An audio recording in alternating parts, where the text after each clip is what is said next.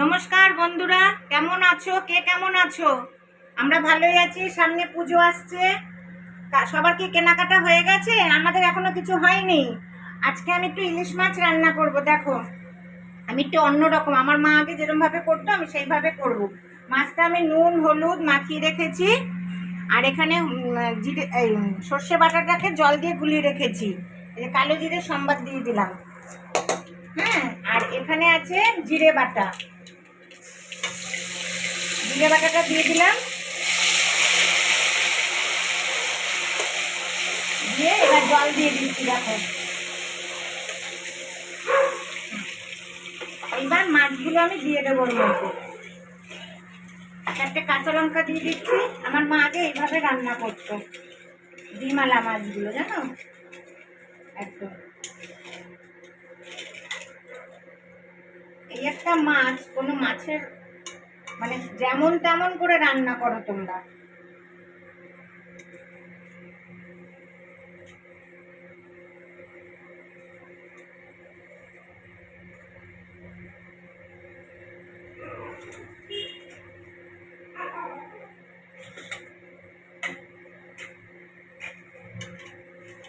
একটু জল দেবো।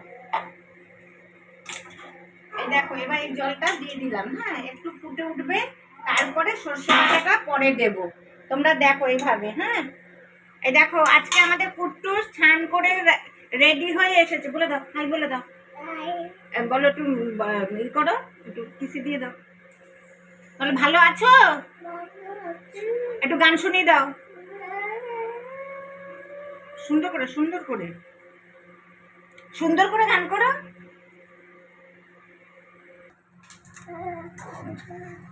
কি হলো বন্ধুরা?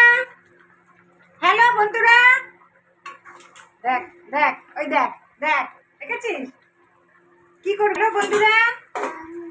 বলে দাও হ্যালো বন্ধুরা, ভালো আছো?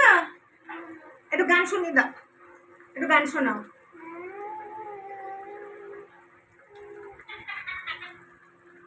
এই দেখো, এবার সর্ষে বাটাটা দিয়ে দিচ্ছি।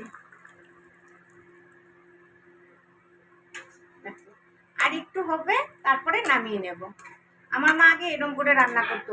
এমনি যদি ঝোল করতো তাহলে কাঁচা জিরা বেটে ঝোলের মধ্যে দিয়ে দিত, দেখেছি আমার মাকে। আমি যে দেখি আজকে তাহলে এইভাবে রান্না করি। তা আর একটু হবে, তোমরা দেখতে থাকো। এই যে এইরকম পর্যায়ে এসছে, আর একটু হবে, নামিয়ে ফেলবো। কর্তাকে নুন টুন দেখালাম, বললো হেভি হয়েছে ঝোলটা। বন্ধুরা, আমার